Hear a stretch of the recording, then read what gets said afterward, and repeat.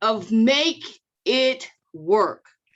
This has been a three-part virtual series symposium sponsored by Live Well Wake.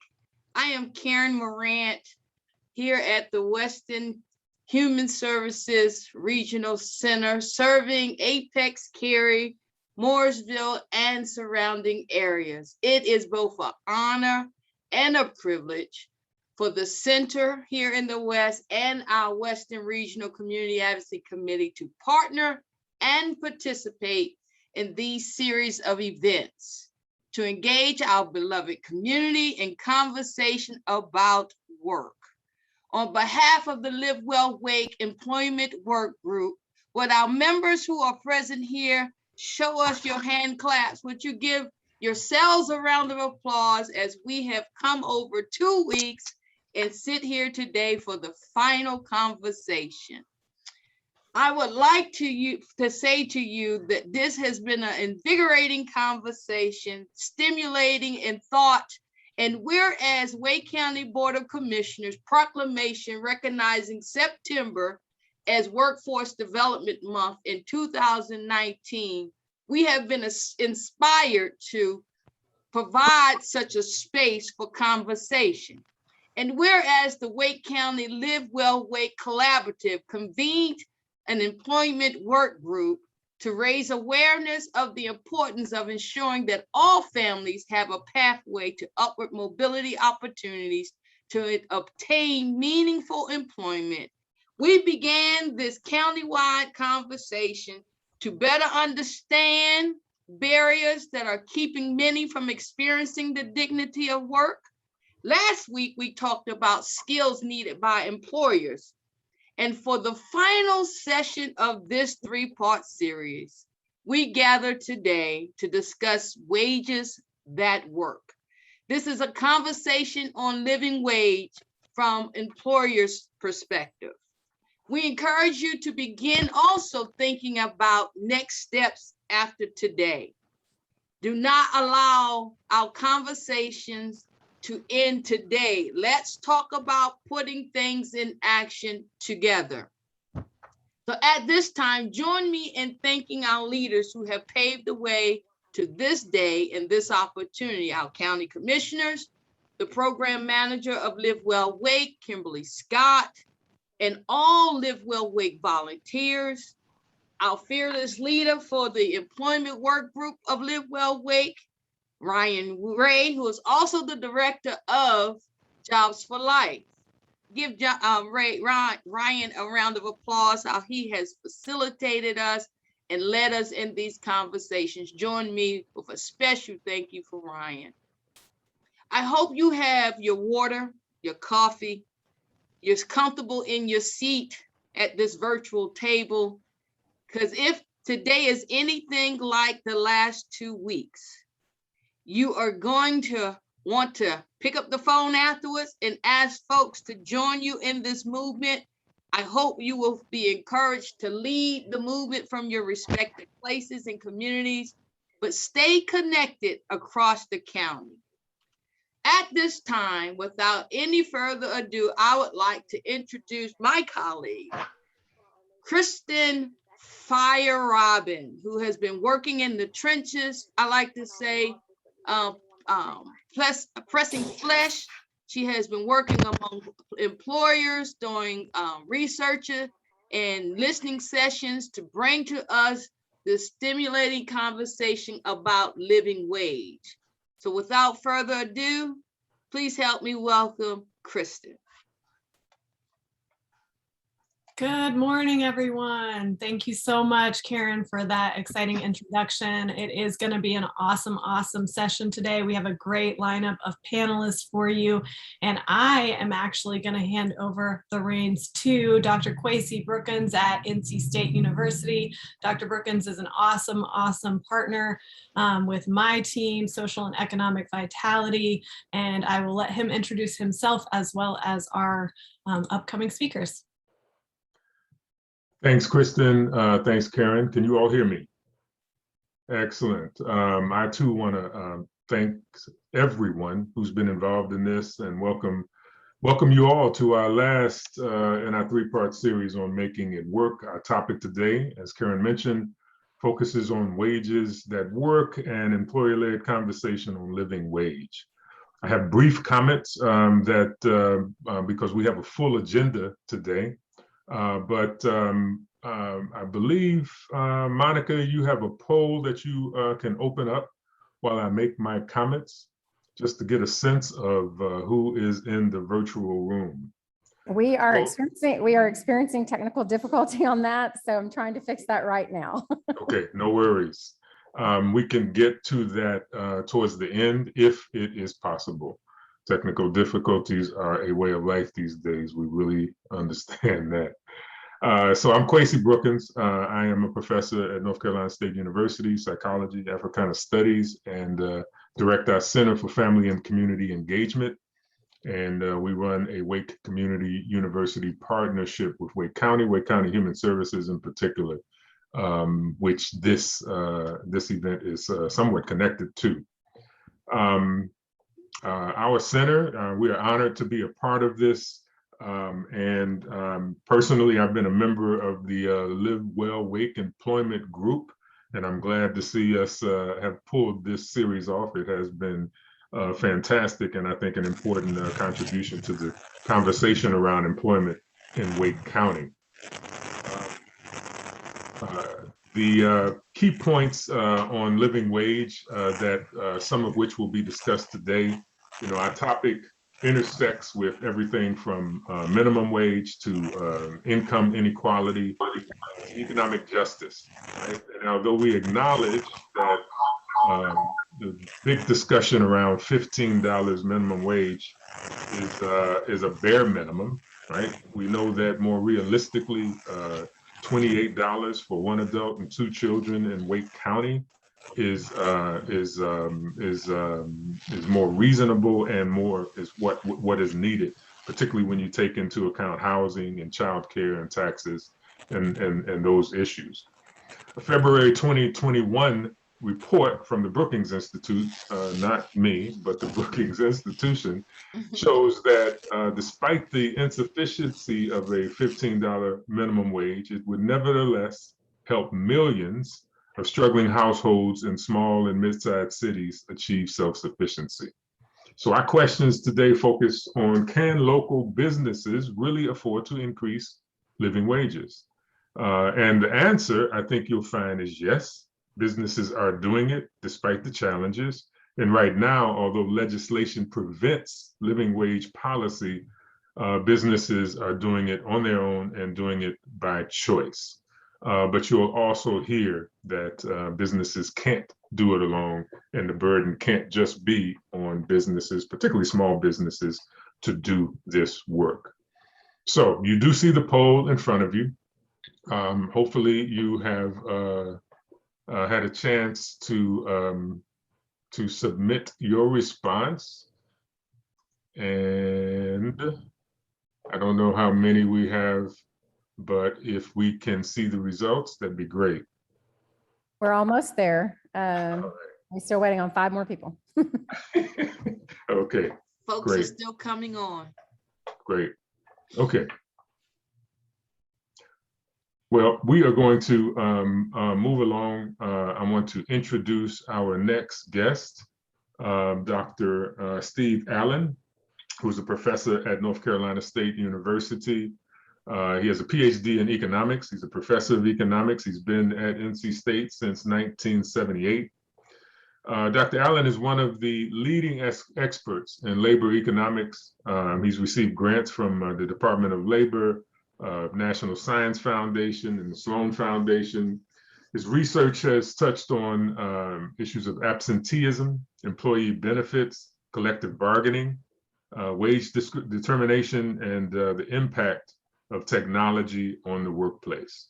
More recently, between 2003 and 2020, he served as Associate Dean for the graduate program in the Poole College of Management at NC State, where he was responsible for launching the NC State MBA program and the online Masters in Business Administration program. He teaches classes in labor economics, macroeconomics, as well as microeconomics. We have asked, and thanks for the poll results. We do get a sense of who is in the virtual room.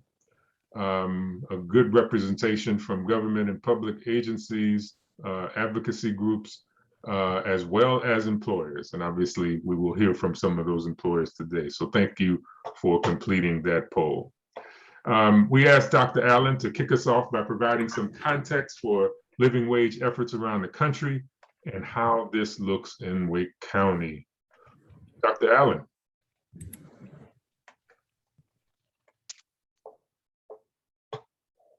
Thank you, Kwesi. I appreciate the chance to share some time and thoughts with this group. And let me start out because I want to make sure when we use the term living wage that we're all on the same boat, that we all have the same concept in mind. And I'm going to approach it from the standpoint of a living wage that results from some sort of city ordinance or state law that impacts employers. The first city to do this was Baltimore in 1994, when the city council passed an ordinance that required contractors with the city of Baltimore to pay more than the minimum wage. And now there are 120 communities that have such a law.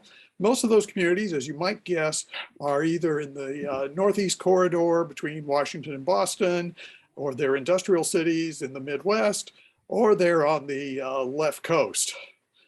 However, we do have one city in North Carolina, Durham, that passed a law in 2004 that covers municipal workers and city contractors.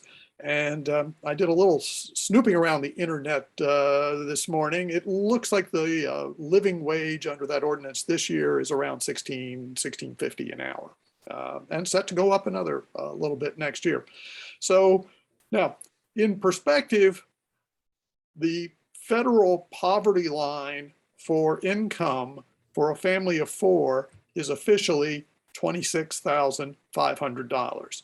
And believe me, this is a bare bones. You don't go to McDonald's, you don't take a vacation, you pull childcare out of a kind of like a magician pulling a rabbit out of a hat.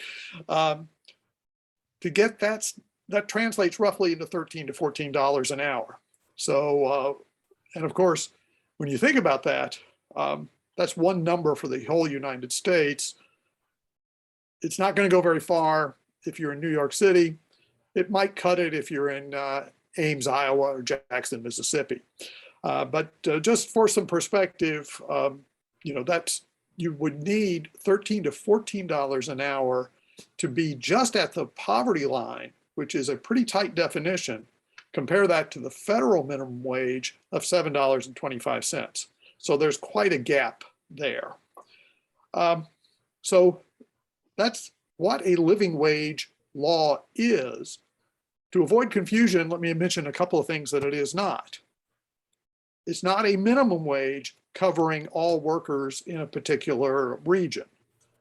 Many state and local governments across the country have minimum wages that are well above the federal minimum of $7.25. I think Seattle, for instance, now has a minimum wage for about $15.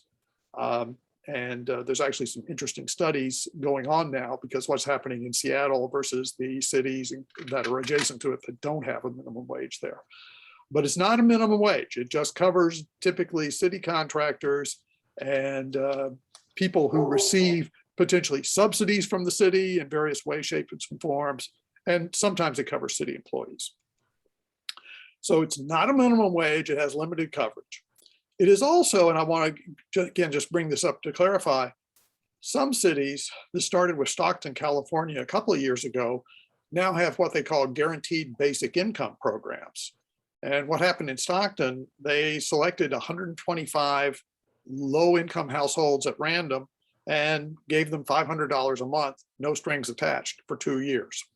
So there's now about 26, 27 cities doing that. It's kind of like, to be honest, it's like a lottery, but you don't have to buy a ticket. And you have to be below a certain income threshold to make that. So that's another term that you hear from time to time. But that's not the living wage. Well, Let me turn for a moment to the economic logic as to why the living wage might be workable. And I promised Kwesi and Kristen beforehand, no equations, no diagrams, none of the things that economists do that drive people crazy. This won't be like the intro to economics lecture you had maybe 20, 30 years ago in school. So what's the logic behind how a higher wage can lead to economic benefits? Well, the key thing is that wages and productivity are linked. And in particular, from a company perspective, if you start paying a higher wage, the evidence is overwhelming, and the logic, I think, is pretty straightforward as well. People are going to stay on the job longer. And what does that mean? Well, you don't have to spend as much time hiring people, looking for people.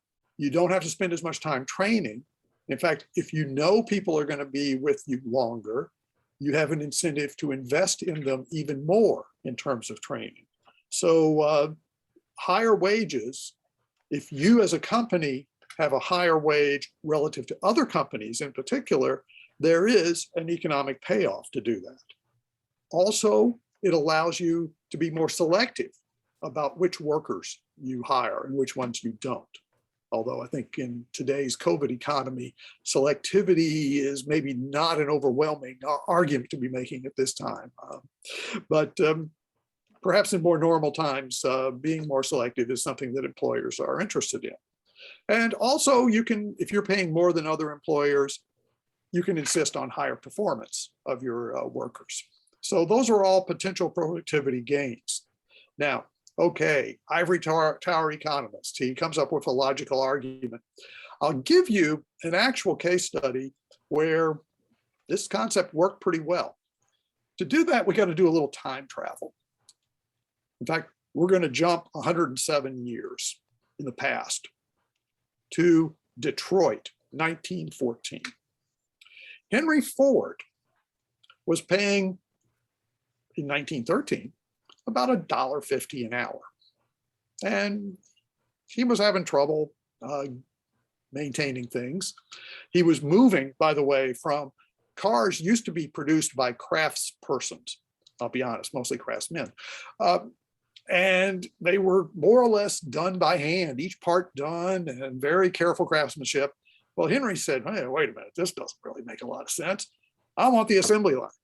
And when they put in the assembly line, basically you reduce the time needed to produce a car from 12 hours to 90 minutes. Well, you also de-skilled the job. And so his turnover became a bigger problem. Well, Henry decided to move the wage to $5 a day. Big jump. But there was a catch, as you can imagine. This wasn't just corporate philanthropy. Workers had to, I want to make sure, he actually set up an agents who would follow workers around, visit their homes, and workers had to promise to abstain from alcohol, not take in boarders, keep their homes clean, and contribute regularly to a savings account. So you hear about the $5 day. The sociological aspects of this went away after a few years. But here's the bottom line, which of course Henry Ford was very excited about. He more or less eliminated his turnover problem. He had turnover of 370% a year. It went down to next to nothing.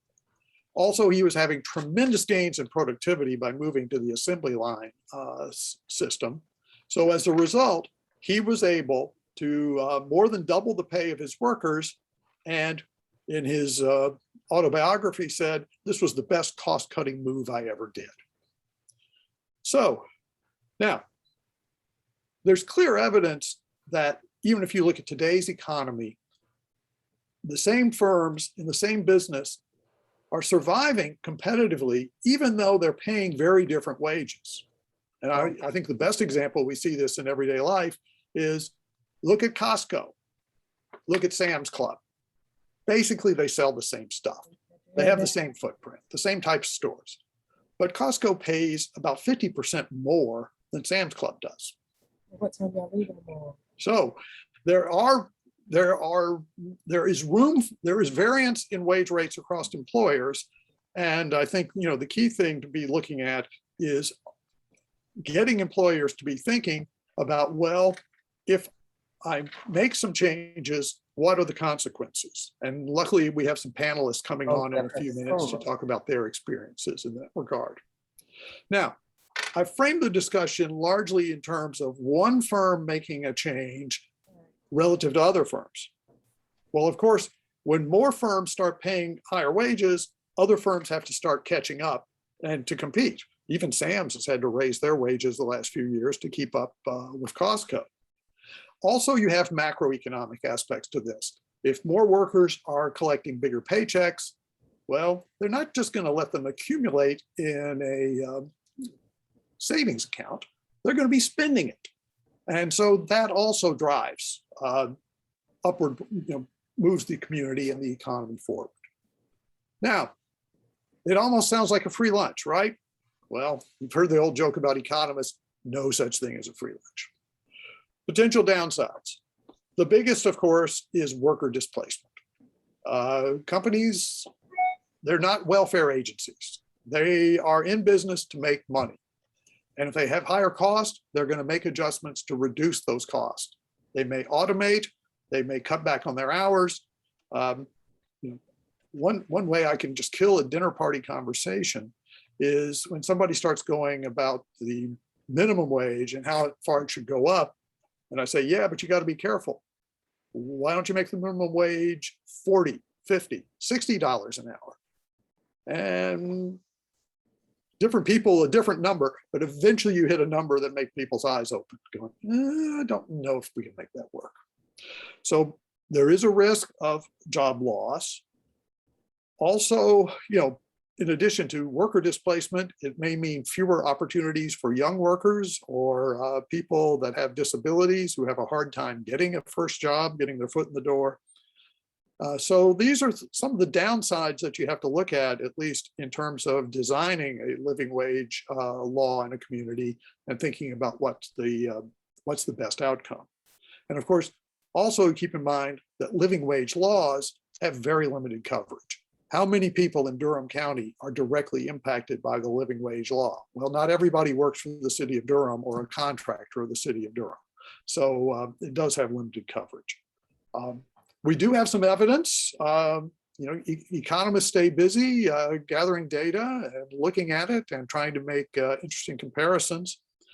Of course, what you really like to do in economic research is something similar to a controlled experiment.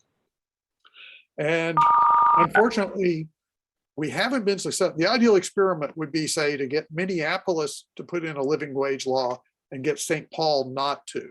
And the same thing, say, in Tampa and St. Petersburg. Then we could, Seattle, Tacoma. We could then, I think, get some really hard conclusions out of that. The best evidence we have involves comparing cities that actually have a living wage ordinance to cities that considered one but didn't pass it. And the evidence there indicates about a 5 to 7% wage income increase for the people that are in the lower tail of the wage distribution. So there's some wage increase across, and again, this is across the whole area, and about a 2% drop in employment in those areas. And that just reflects what in economics we call a labor demand function. The higher the price of labor, the fewer hours that employers are going to fill with workers. So in any case, that's kind of from the perspective of economics, what you things you might want to think about in terms of living wage laws. Now, of course, we have people on this session who are in nonprofit groups that are trying to work with employers. And that's another dimension to it. And we'll be talking about that with our panelists in just a few minutes. So Kwesi, thank you for the kind introduction. And I've done my best to keep us on schedule. Very much appreciated, Steve. We are going to shift now into our employer-led conversation on living wage. Dr. Ellen will moderate this. We have 5 panelists. Jennifer, well, I want to pronounce this right. I'm going to say Wale. From The Body Shop, Leonardo Williams, Zwelis, Eric Henry, TS Designs, Brian Nealon, Durham Living Wage Project, and Susan Romaine from Orange County Living Wage Project. And we are going to just go directly to those folks and ask them to just start off in that order to introduce yourself and then what's your business, right? And what living wage means for you and what you do. So we'll start with Jennifer. Good morning, everyone. You got it close. It's whale, but I'm used to that. Hello, everyone. It's nice to be here. I am the HR director for The Body Shop, and we are a global beauty brand. You may have heard of us. We have a local retail shop in Crabtree Mall, and our North American distribution center happens to be located in Wake County and Wake Forest. And to me, what living wage means is it means fair, equitable treatment for anybody that works in our facility, whether you're a Body Shop employee or you're seasonal coming through an agency. You deserve a fair wage for doing the work that we ask of you. And honestly, it's to not only provide an income, but to provide a lifestyle and a family environment here has really thrived since we've implemented a more real living wage.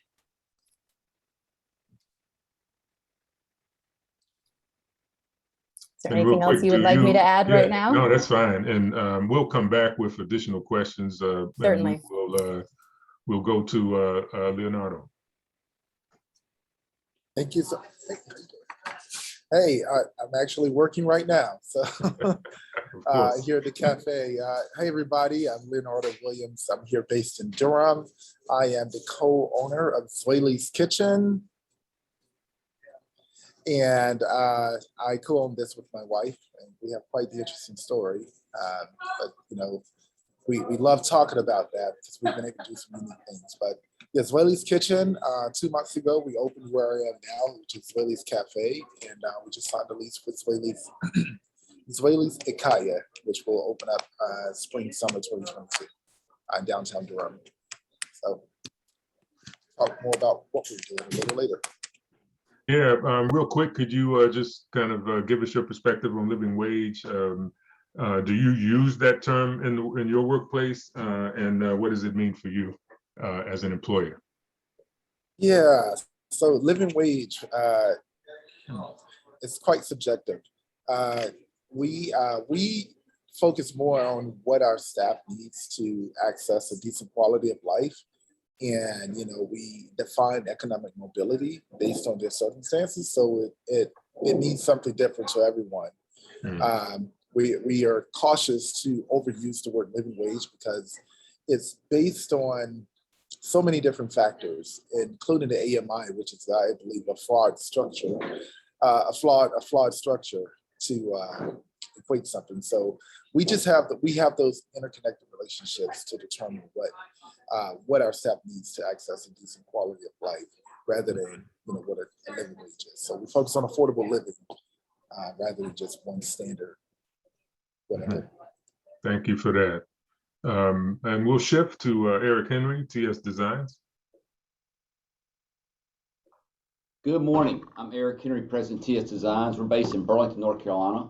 Been in the apparel business for now 43 years. Started when I was in NC State in 1978. One thing I like to say about our company, we've never paid minimum wage. The living wage is kind of a new term that's come out in the last couple of years. But we run a company based on a philosophy of triple bottom line, people, planet, profit. And going through a business that was destroyed by NAFTA in 1994, for those young people, that's North American Free Trade Agreement, and having a business of 120 employees quickly get wiped out through global competition, you understand the value of people. People are by far our most valuable asset. And so that's why, you know, we later became a certified B Corp in North Carolina. And, you know, I like to say a community cannot be successful unless everyone in that community has the opportunity to participate. One way to do that is, again, making sure they have a ways to cover their way of life. And, you know, living wage or whatever is one way to do that. There's a lot of definitions of that. So again, I appreciate the opportunity to be with this group today.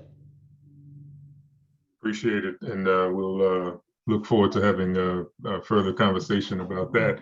We're going to turn it over to two of our Living Wage Project representatives, Brian Nealon from Durham Living Wage Project. Thank you. I'm Brian. I'm director of the Durham Living Wage Project. That is a certification program here covering businesses throughout Durham County. Living wage, you know, for me, as a lot of people touched on, you know, offers that security, health, safety, all those things that everyone should have a right to. You know, not something that should be a privilege. You know, I think what we're talking about with a lot of these wages and where these living wages are set is actually a survival wage, right? We would like to be talking about living wages in terms of something that provides something up and above beyond just those basic needs. But for the most part, when we talk about living wage, we're really more referring to that survival wage. You know, hopefully through these conversations, we can you know, get that to a point where we do actually really focus on living wages. But we got to take that one step at a time, and this is a great first step. Thank you. Susan Romaine, Orange County Living Wage Project. Thank you so much. And yes, I'm Susan with Director of Orange County Living Wage. And it's an honor to follow Brian because we actually look to Brian and Just Economics in Asheville as sort of our mentors when we got started about 6 years ago. Our living wage, and I appreciate Brian's comment about the living wage being a survival wage because that's how we think of it in Orange County as well. Our living wage for this year is $15.40 an hour. If the employer pays at least half the health insurance benefits, our living wage is $13.90. And we do like to make clear as often as we can that this is the living wage for a single individual or one individual living in a one-bedroom apartment. This is not the wage to be supporting other family members. And just briefly, in terms of how we came up with our living wage, when we decided to use the universal living wage formula, as someone mentioned earlier, I believe, Eric, there's lots of different definitions and calculations for determining a living wage. But we use a definition that is basically assuming that an individual does not pay any more than 30% of their income toward rent. And when we determine the average rent, we didn't look just to Orange County. We looked at 3 surrounding counties, knowing that most of the workers in Orange County can't afford to live in Orange County. They are commuting. So we wanted to take into account those other surrounding counties from which they commute. And the final thing I wanted to mention is this is a survival wage. This is kind of almost, I don't want to use the term random, but it certainly doesn't adjust for all of the very unique situations that people may be going through. But I'm sure Brian would feel like this too. When we first got going, a lot of the employers in Orange County really appreciated having a suggested living wage, something to strive toward. We were surprised how many employers actually thought of themselves as a living wage employer, but they were paying $2, $3, $4 below what the living wage was based on our calculations. So I think there is tremendous value in all being here today, learning from each other, and also just sharing more information about what a living wage is, because I think it really helps employers and employees alike to be trying to get on the same page there. Thanks for having me. Thank you. So Steve and I are going to play a little tag team on follow-up questions, but before we do that, I want to say we're going to do about 20 minutes in conversation with our guests, and then we're going to shift to audience discussion, where those of you who joined us today will have a chance to ask questions and give your perspective as well. You can always put your questions in the chat, and we'll hopefully be able to get to all of them as we move forward. So Steve. Okay, well, why don't I start out with just kind of a general question for the employers that are here. So Jen, Leonardo, Eric, we'll have some regularity. We'll kind of keep you guys in order here. Got to maintain classroom discipline, right? Talk to me a little bit about how has the way you've made decisions about how much you pay your help, and then I'm sure, entry level, more experienced workers. How has the living wage or being above the minimum wage, how has that concept entered your strategy as far as compensation of your employees? What have you deliberately done versus maybe things that you, after the fact, oh my gosh, I'm like in the current pandemic right now, a lot of employers are making wage adjustments on the fly in panic mode versus companies that have thought this out maybe 5-10 years ago.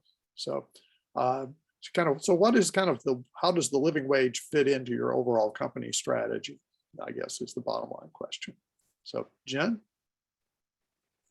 Yeah, that's a really good question. And as you were talking, I was thinking, well, The Body Shop is a very purpose-driven company. We are led by our values. And like Eric, we're a B Corp. And so we also have the triple bottom line. And that's our North Star, right? So everything that we've been trying to do over the last couple of years is for our people. And obviously, profit is important. And in the pandemic, we've had a really difficult go of it with a lot of retail stores being closed for months. But we set out on this journey a couple of years ago to really disrupt the way people think about how you treat your employees and how you recruit them. And pay is one of them. And in the past 2 years, we've increased our base pay by nearly 40%. From 2019, we were roughly, the $10, $11 employer here in our distribution center. And now I'm proud to say we're at 15. And I feel like that's coming quite a long ways in a short period of time when you figure that you have to get your leadership team around such a decision. You can't do it overnight. So it takes time, it takes buy-in, and it takes the desire to improve the social mobility of your team.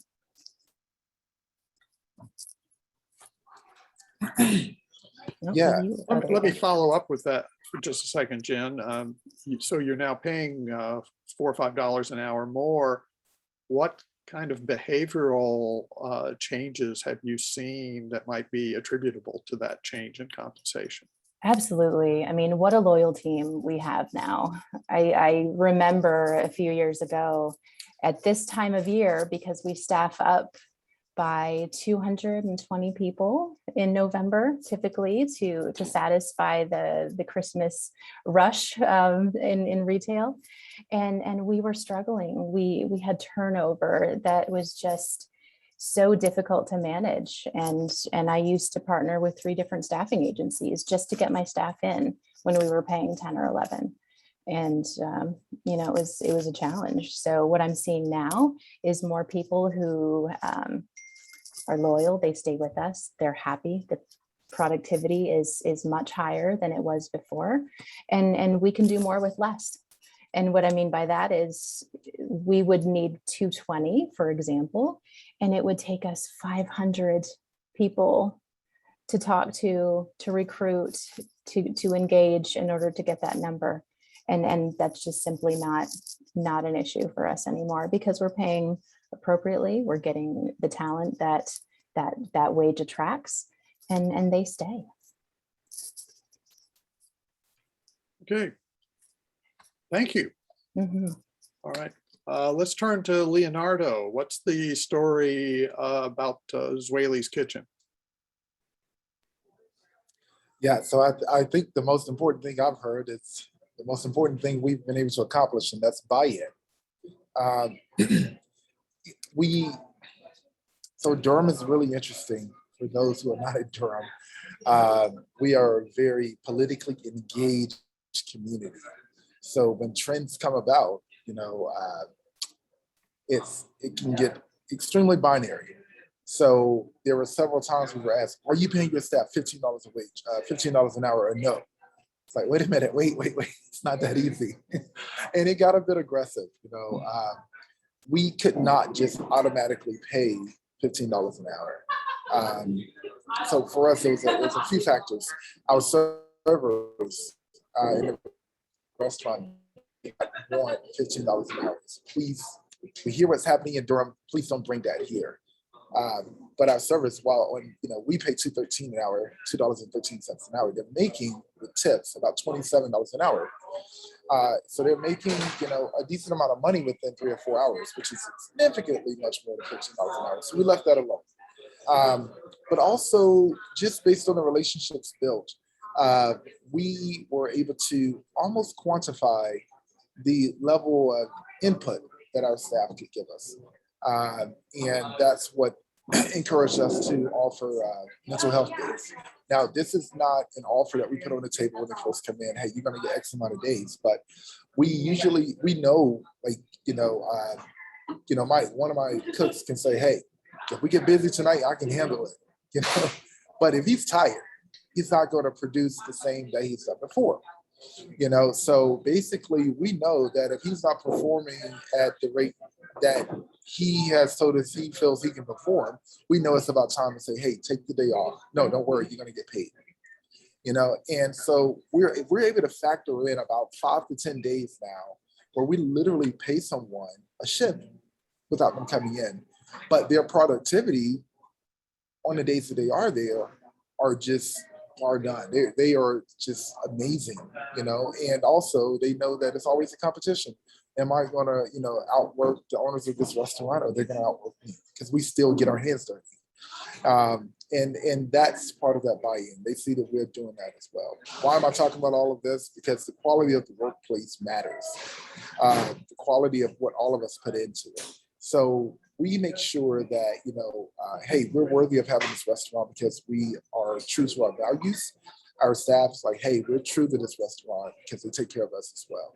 So we have someone that comes in, for example, a guy, he just came out of prison for 9 years, and he just wanted an opportunity. He said, listen, I learned a lesson. I just want an opportunity. You can pay me $8 an hour or whatever. I said, well, first you have to interview with the staff, and they're going to make a recommendation whether you come on or not. So the staff sat down, and for the record, everyone in my kitchen has a record. And this is like a workplace for restorative justice. They interviewed him, they liked him, they brought him in, they made a recommendation, we brought him in, and then we started talking about his experience and what he felt he could offer. So we started him off at $13 an hour. Well, he's performing very well. He is a great hire. So within 30 days, he's going to get another bump in his pay. And that's how we actually do it. Our salaries are based on the individual, but we do start, we pretty much have everybody at $15 an hour or more. The average salary across our company is $18 an hour, $18.50 to be exact. And it's worth it. It's worth it. And now we are incorporating, we're working with other small businesses. This small business is a health provider. $30 a month is a preventative healthcare package that provides quite a few options. It's pretty good. It's $30 a month. So we pay $15 and our staff member pays $14. So they're getting healthcare, subscription healthcare. And we're working on the retirement package now. So they see that we're investing in them, and in turn, they're investing in the workplace, which serves all of us great.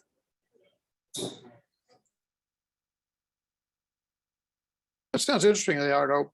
One follow-up question.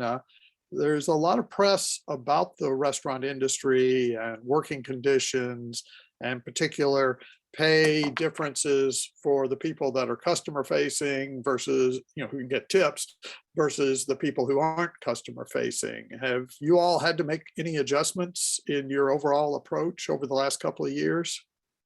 Yeah, like I said, Durham is very politically engaging. So I had to bring that conversation to my staff, and we all sat down. We got a good understanding of what was happening, what was being talked about. And, our servers said, don't bother us. Please don't do the minimum wage, $15 an hour with us. We're fine. Which allowed us to actually put more of our investment in the back of the house. And that's the only way we can really afford it. But I will say, with supply chain disruption, with paper goods costing more, with our purveyors, with price inflation, price gouging is real. All of those factors, it's requiring us to play tug of war with our resources. That is tough. Okay. But your servers are still accepting tips, is what I gathered. Say again. All right. Okay, let's turn to Eric and TS Designs. What has been your pay strategy, and how has the living wage concept influenced your approach towards compensation and other? And I like what Leonardo said. It's not just pay. There's other things that you do in terms of engaging your workers, like getting them involved in who you hire, and so. Yes, Steve, as I said earlier, ever since we've been in business, our employees are by far our most valuable asset. So, I think when we first started, minimum wage was maybe $3 or $4, long time ago. So, and trying to understand the needs of the employees, discussion that also needs to happen is Medicaid expansion, healthcare. It is a broken system in this country. I see Vicki with 2 thumbs up there. Because again, that's something that can devastate somebody's life that doesn't have health insurance and has an issue with that.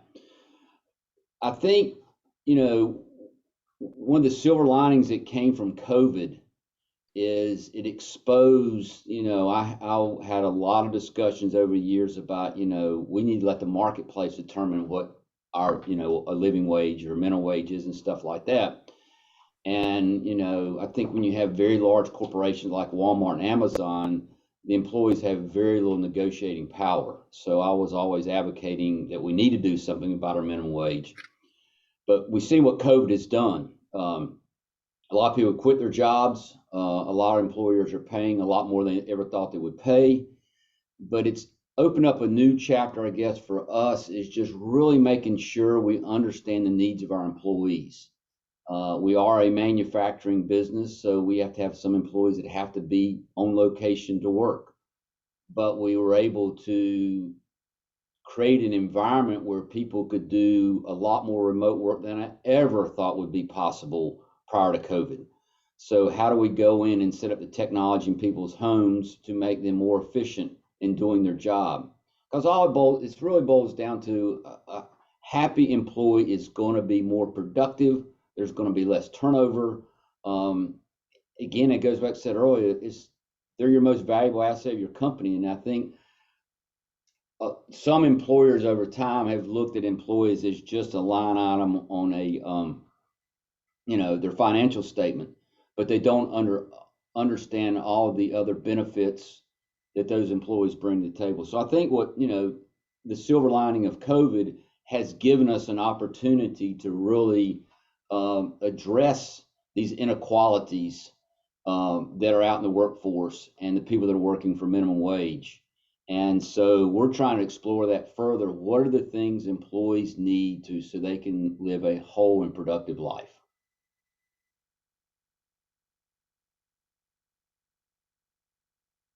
Steve, you're on mute. Unmute, yeah.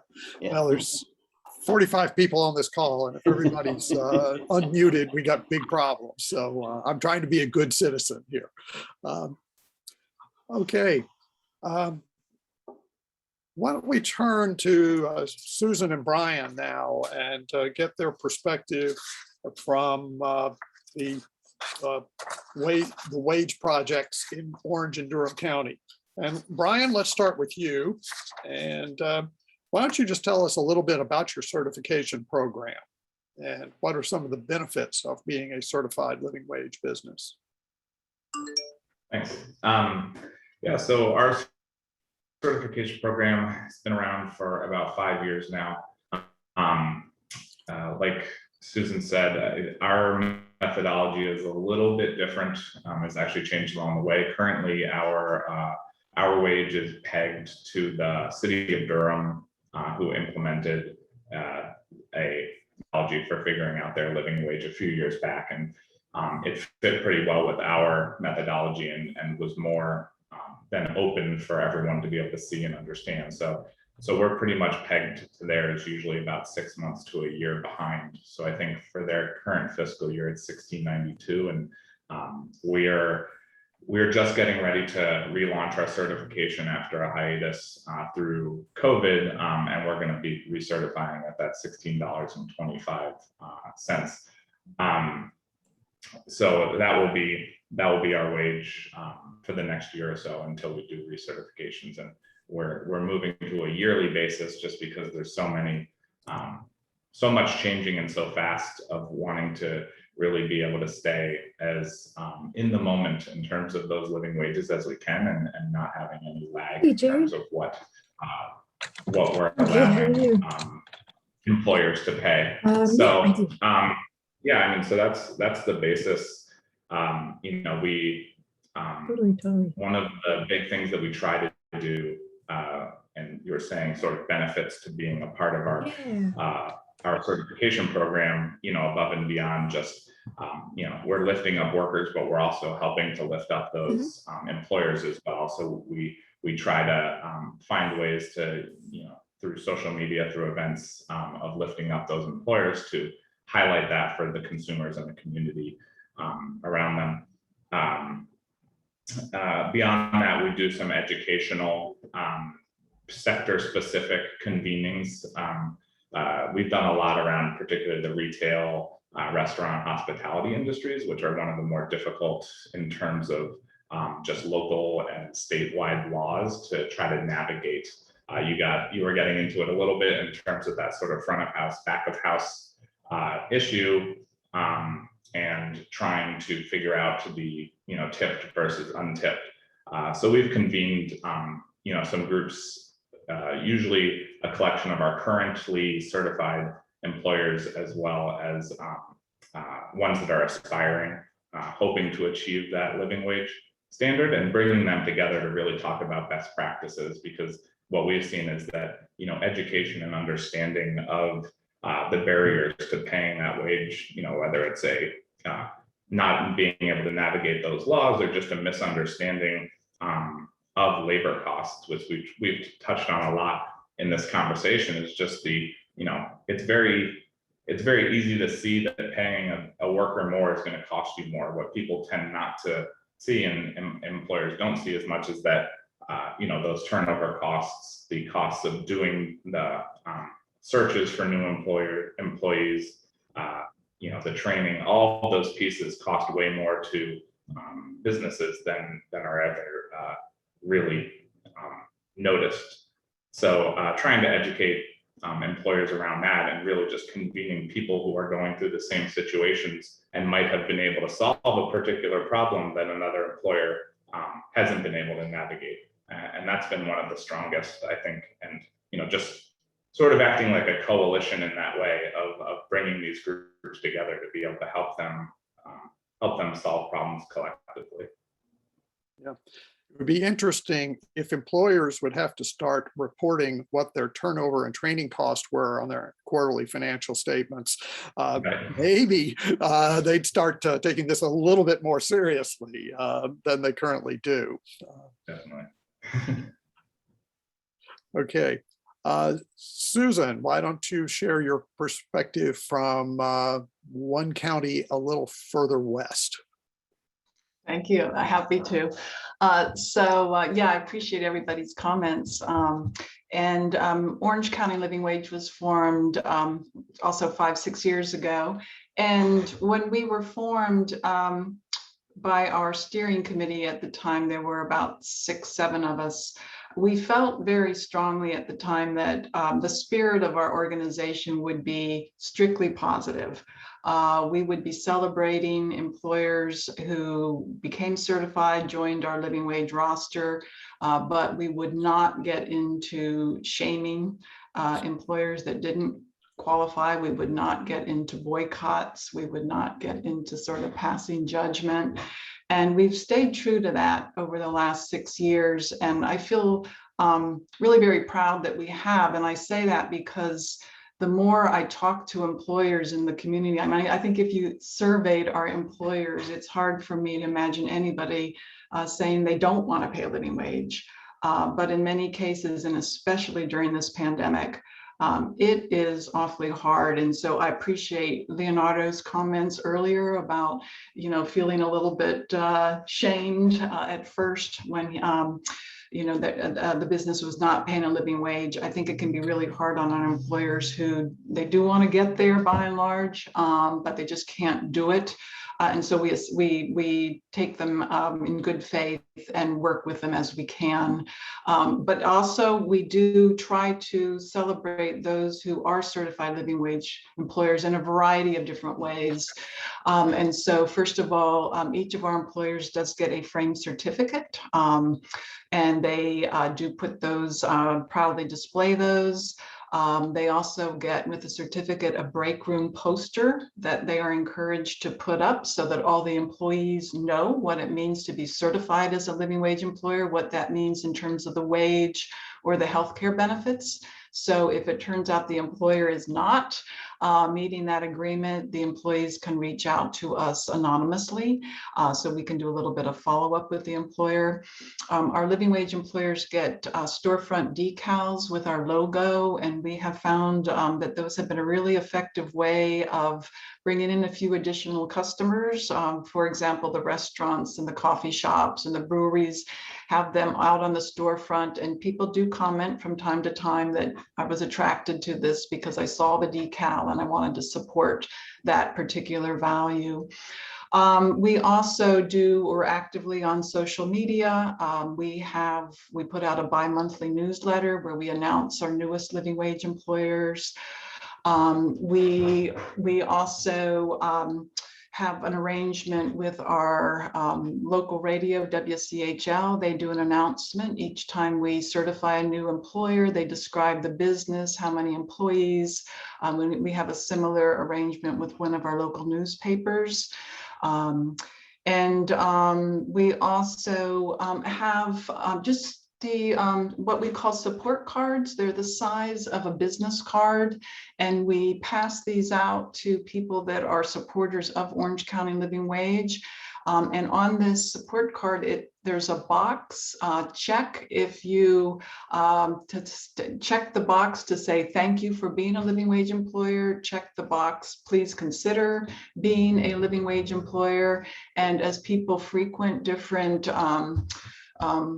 places around town, whether it's going to get their car fixed or their hair cut or get a cup of coffee, or they can drop these off. And it's a way for the employer to either feel appreciated for already being on the roster, or at least have their curiosity piqued about what does that mean to be a living wage employer. The other thing I wanted to mention that has been especially helpful coming out of the pandemic is we now have a job board. The job board posts jobs just for our living wage employers. So these are all good paying jobs. And we have noticed that as we have advertised this, we are getting more and more posts. And then we are also trying to make the job board as well known in the community as we can, but especially among our employers who are, say, Durham Tech, some of our faith-based groups, some of the social service, human service organizations, where they may be most likely to have clients, supporters that are looking for jobs, and especially good paying jobs. So that has been very successful. And then finally, I just wanted to comment, I really appreciate Brian's comments. And I just wanted to mention one thing that we have been doing around the sort of the mentoring. During the pandemic, we've actually been pleasantly surprised. We added 44 new employers to our roster. And while many of our restaurants were hard hit, we have actually certified some new restaurants. And the reason is that some of the restaurants are now implementing a living wage service charge. And it can be anywhere from 15, 18%. So when you go to purchase your meal, this is automatically added to the tab. It appears on the receipt. So there's full transparency. So that surcharge is going to ensure that the restaurant can continue to pay its employees a living wage. And then the other model that we've noticed is 2 of our restaurants now have lifted their menu prices in about that same range, 15, 18%. They've been living wage employers in the past. In order to continue to do so, they're lifting their prices and again, letting their patrons know why the prices are higher and what those additional, what that will allow the restaurant to do. And so I just wanted to conclude by saying that these 2 examples I think are really important reminders that there's a lot of employers who really do want to pay a living wage and they just can't. They need the support of the community. And so I think what these restaurants are saying is if you help us, if you dig down a little bit, deeper into your pocketbook and help us do this, then we promise you we will pay the living wage, but we need you as a community to share this value with us and to walk the talk. And we are noticing now we've had 2 or 3 restaurants reach out to us saying, we want to try to do this ourselves. Can you hook us up with another restaurant that's already doing it? So we are playing that role as trying to make those, the role of a matchmaker and trying to identify restaurants who want to mentor some of these other restaurants interested in picking up on this model. So anyway, thank you. Thanks, Susan, and thank you all for those responses. I just want to remind people, if you have questions, feel free to put it in the chat. We're going to be shifting in a second to a Q&A with our audience. And if you are an employer who also has a perspective on this, particularly if you are in an industry that may be different than our current guests, please feel free. We'd love to hear from you as well. And I'm going to put Cindy Sink and Kristen on the spot a bit. We've heard from the living wage projects in Orange and Durham County. We want to try to represent more of the Triangle. And I know there's been some work ramping that up in Wake County. Can you offer, we'd love to hear a little bit about that work. Yeah, absolutely. I can start. And Cindy, if you want to jump in. So we have been over the last year engaging in several conversations like this, raising awareness around wage disparities in Wake County and the Greater Triangle. And there has been some interest among Live Well Wake, Social and Economic Vitality community members in exploring a certification program like Durham and Orange for Wake as well, and potentially coming together and maybe sharing some resources in that work, recognizing that Brian and Susan and their teams have paved the way for others to learn from them. And so I'm going to paste a link in the chat for anyone who might be interested in joining a committee to start up a certification program in Wake County. But Cindy, would you like to add? Yeah. Yeah, I would just like to, as a member of the Capital Area Food Network, which is Wake County's Food Policy Council, we have been, we've been listening to the organizations in the food space, and so restaurants and farmers and across the gamut there, and having conducted a few listening sessions, I just want to reflect what Susan said about the restaurateurs that we've engaged are definitely wanting, this is an opportunity to shift the work environment in the restaurant restaurant space. And that there's a lot of energy around wanting to do that and to make it a more fair and equitable workspace. And we feel like there's momentum, and certainly the restaurateurs have big challenges to shift that, right? But we've got a lot of interest in Wake County from restaurant owners to do that. And it's complex, right? There are different ways to do it, like Leonardo is focused on, and that's the restaurant industry knows that it's got multiple things that it could do in addition to the living wage. So I just want to acknowledge the complexity of shifting that model, and also acknowledge that there are plenty of businesses that really want to. We just need to support them. And having a certification program and having all these resources that I'm hearing about from Orange County and Durham County, it's just going to be a great step in that direction of supporting businesses as well as employees. Thanks for that, Kristen and Cindy. And ask Kristen to monitor the chat. If there are questions that the chat's getting longer and longer, so trying to keep up with them is fine. If you would like to unmute and ask a question or make a comment, we just ask you raise your hand first, or if you can't figure that out, we'll get to you speaking up. So I see a hand, Leonardo. You, I guess, want to respond to some of what's been shared. Yeah, I just want to highlight the importance of this space. I believe this is the very, very, very beginning. And I just put in the chat, what's happening is our hearts are in the right place and we want to do the right thing. And I think we're doing as much as we can realistically afford to do. Many of us, especially that are in this space of trying to provide access to a decent living wage, or whatever it takes to get a decent quality of life.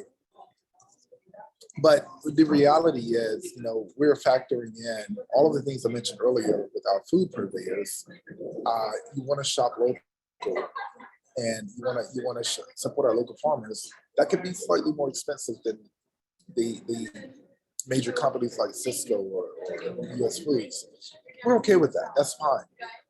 But usually we are also getting caught up in the same basket with national chains, and I'm talking about local mom and pop shops.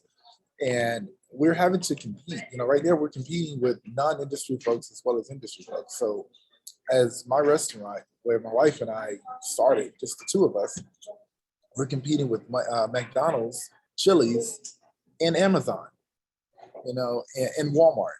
And we're losing people, or I shouldn't say we're losing people. We are having trouble getting access to people because it's just more convenient, to just jump over there and just go to work, do your thing. And I don't know if sometimes it's a curse that we are so community driven. We run our business based on a purpose, that we can't get access to people. But the people that we do have, we are thankful and they're solid. So we have a small, really loyal, strong team. But in addition to all of those factors, we're also dealing with the dynamics of where you're located. In Durham downtown, they're requiring that you show your vaccine card or proof that you've been vaccinated before even coming in the building. And it was a movement to say, hey, why don't we do this across the city? Wait a minute. We're barely getting customers in the door. We're a destination restaurant. If you come to my restaurant, you have to intentionally say, I'm going to Zwilly's tonight. Well, I have friends in town. I want to show you this new Zimbabwean restaurant. Whereas downtown, it's people just walking by, oh, this is the restaurant. They walk in. That is majority of the people, So we're battling not only the national chains, the external industry folks, but we're also battling convenience and intentionality. So that's why I say this is the beginning. It's extremely important, but it's extremely complex because we have to factor in all of those matters. Thank you for that. My good friend Kathy. Hi, Dr. Perkins and everyone. This is such an amazing conversation that we're having today, and I really appreciate everyone being here. I'm interested in hearing more about the impact of the increase of wages to youth, young adults, interns, part-time, and seasonal workers. I work in workforce development here in Raleigh, the city of Raleigh, and we hire close to 200 youth every summer to work with us. And then we also have an internship program where we hire a number of interns to work with nonprofits and City of Raleigh departments and divisions. What we're facing now is pretty much like what Leonardo just said. We're losing potential workers because they're hopping over to Walmart, or they're hopping over to Amazon for a minute, and they're hopping this place, and they're looking for the highest wage that they can get, and that's completely understandable.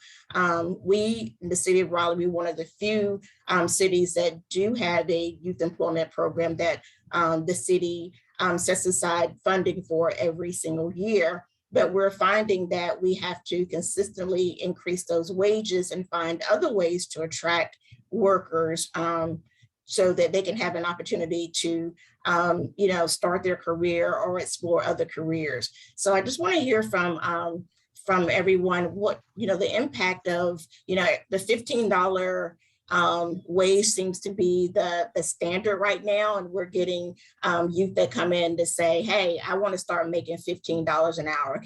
Can you offer me that? And unfortunately, we just don't have that type of funding right now. If we do start doing that, we of course will have to hire fewer students to work.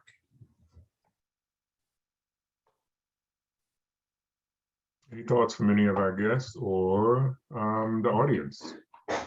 I'll jump in with one quick thought. I really appreciate that question. And what I can share is one example from Orange County that I think is just sort of a really neat thing that is happening here.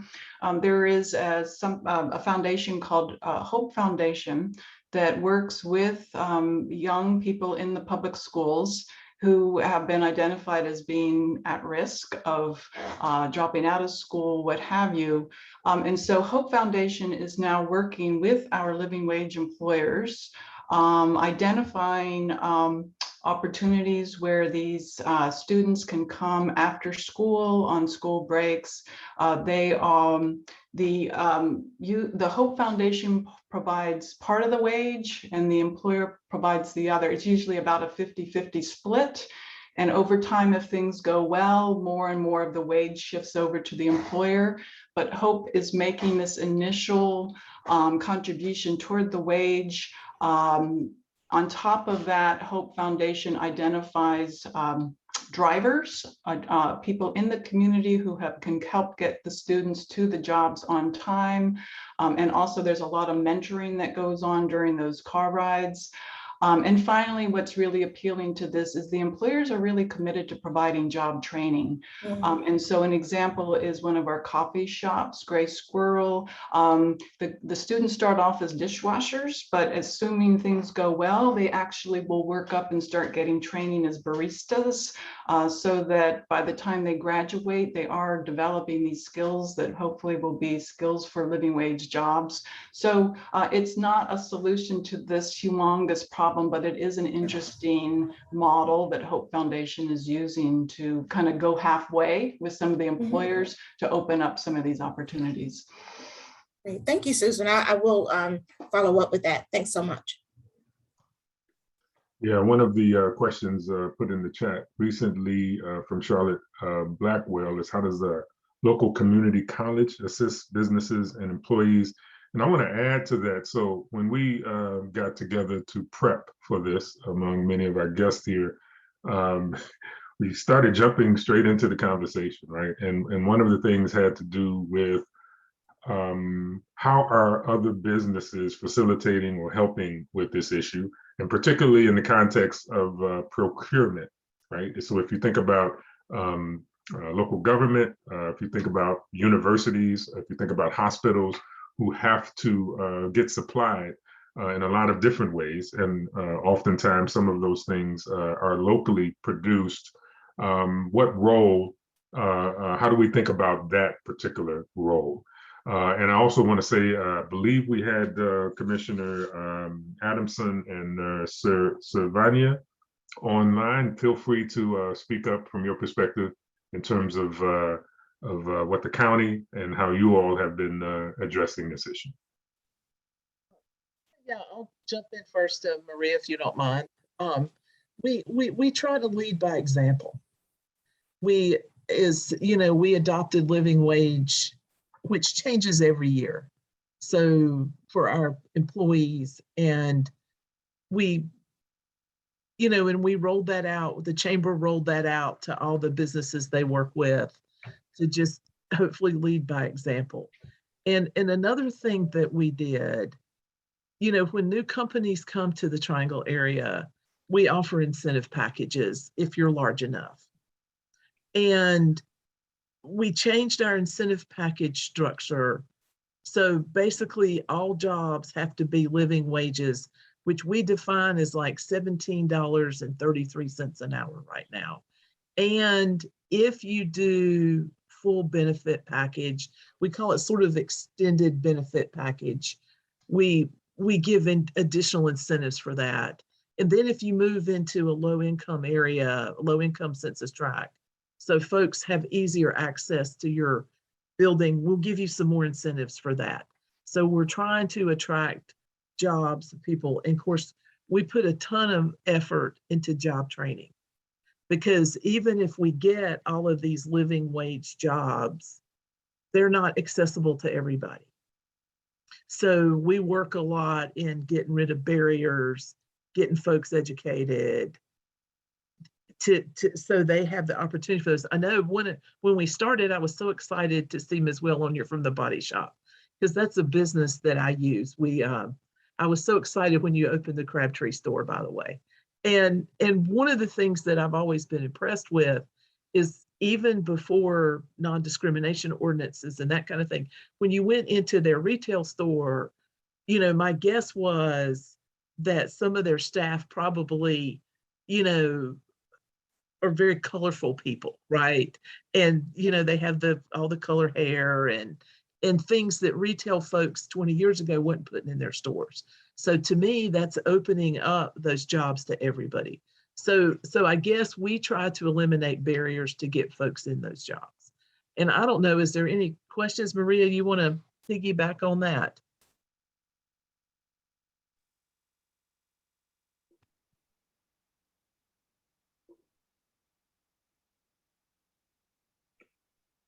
I will ask if there, oh, Maria, I'm sorry.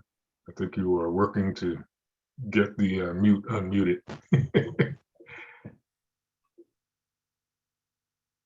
Okay, no worry. We see that you put some comments in the chat, which I think adds to the conversation. So that's a good thing.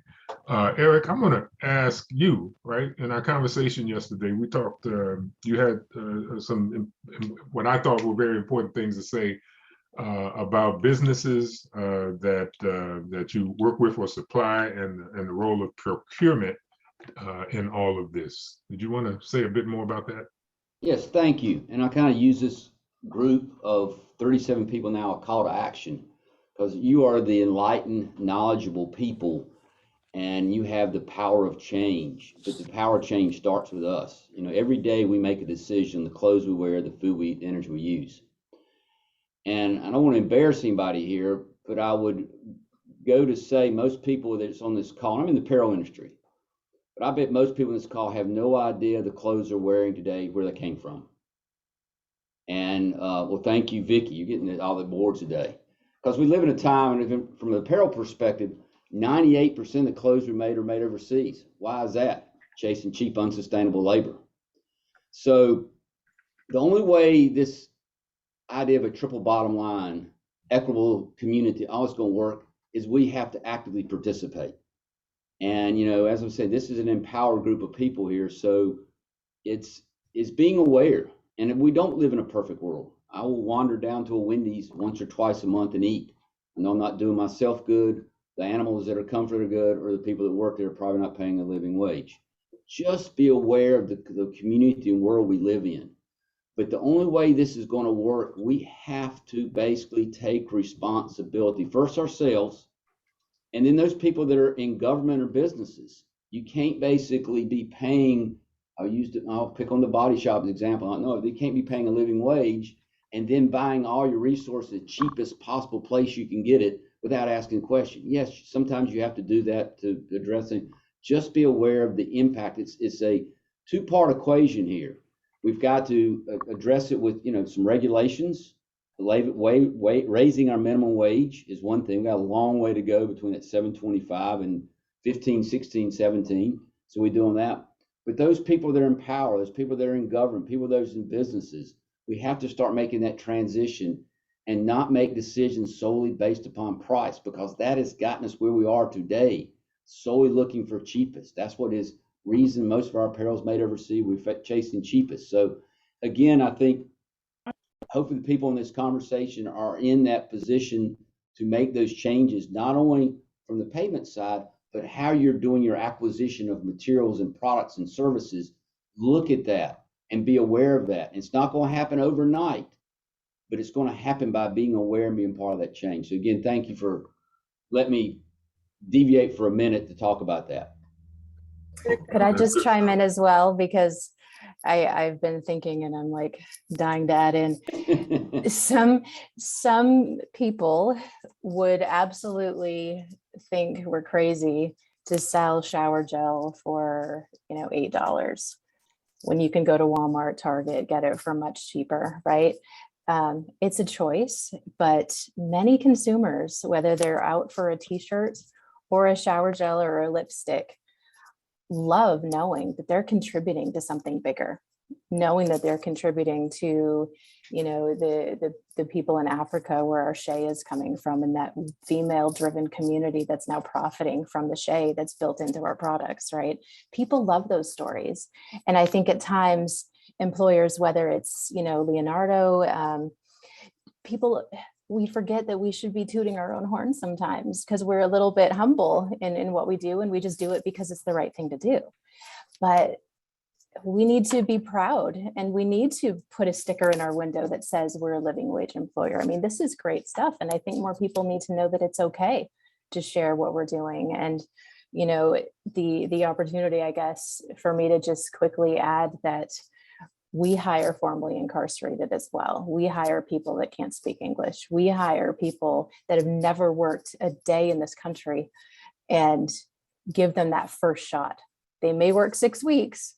It may be a short-term assignment, but it is long-term experience, and they can take it to the next place. They can take it to the restaurant up the street. They can take it to, Eric's team. So just giving people an opportunity. Paying them fairly is one aspect of it. But who are you attracting? Who's your candidate pool? Do they have to speak English? Do they have to have a high school diploma? There's so much more, but wage is important, and that's what we're speaking about today. But it's big picture. That's one piece of a bigger puzzle for us to be successful. Thank you for that. I believe Commissioner Sylvania had I think the audio is working now. Can you hear me now? Yes, perfect. Oh, awesome. All right. So I just want to really speak briefly, and, Jen and Eric's comments actually built into it too. And Commissioner Adamson made a great point of what we're trying to do economic development wise, the big, broader macro, but we're committed to the micro to it as well. And it's really particular to what we're all talking about today. It is our day-to-day as consumers or people who live here, and our business owners, and how we do our daily life and our choices, right? So it is going to be I've taken on, we work together, but trying to get living wage certifications here in Wake County, recognizing and uplifting those businesses who are, and really educating our people of the importance of an affordable living, as Leonardo said. And really, unfortunately, we do focus on the number. We have to have a number and say, like, really in our conversations, 15 is not enough. We already know that, and it's gonna just get worse here in Wake County. But we want, like me particularly, as I work to help in support of you and our commissioners work in support of you, it needs to be driven by you all. So, you know, I've been sitting in a lot of these meetings, and, you know, hearing some local businesses who are trying to provide a living wage, and it takes like 20 people to help this one business is not going to be tenable. So the conversations with Wake Tech, our chamber, our economic development, we're creating that foundation for whatever you all need to because we can't define it for you all or for all of our community. It's going to come from you. So thank you, Kristen, for leading the steering committee, and whatever outcomes of that will drive our policy and our changes to help uplift this in Wake County. Thank you. Sorry, that wasn't brief. No, that's fine. That's fine. We are almost at time, but I just feel compelled to give our guest one more opportunity. If you have anything we may not have hit, or you want us a takeaway, Brian, Susan, Leonardo, Jen, Steve. And Phil, if you say, no, I'm good, I've said all I need to say, that's fine.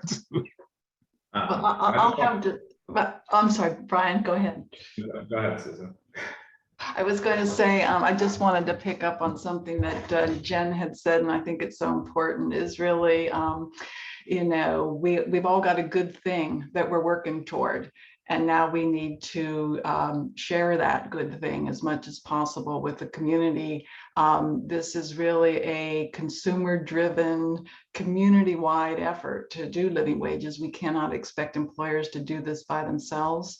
And so we are all the ambassadors for this cause. And let's make it a kind of a day-to-day part of our lives, is to share the good news about living wage employers in our community. Mm-hmm. Thank you. Yeah, I'll add to that. I actually was going to say exactly what Susan just said, so thank you for that. The other part is, you know, as we're doing this work, you know, we have a culture of small business owners locally. I want to differentiate that, locally owned small businesses that is, you know, supportive of this. But for us, economically, we're much more vulnerable when we, you know, stick our necks out there and try to do the right thing.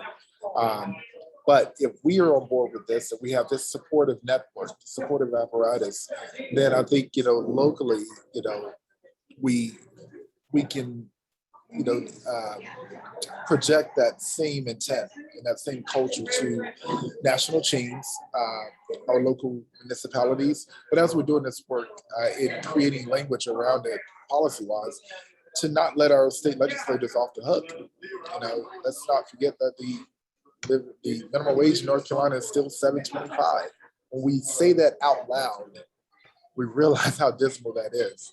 You know, so we have enough people that are doing the right thing and that are interested in doing the right thing. But as we move forward, let's just, you know, continue to think about what this comprehensive and this total supportive apparatus looks like for all of us. Sure. Thank you, Brian. You are last.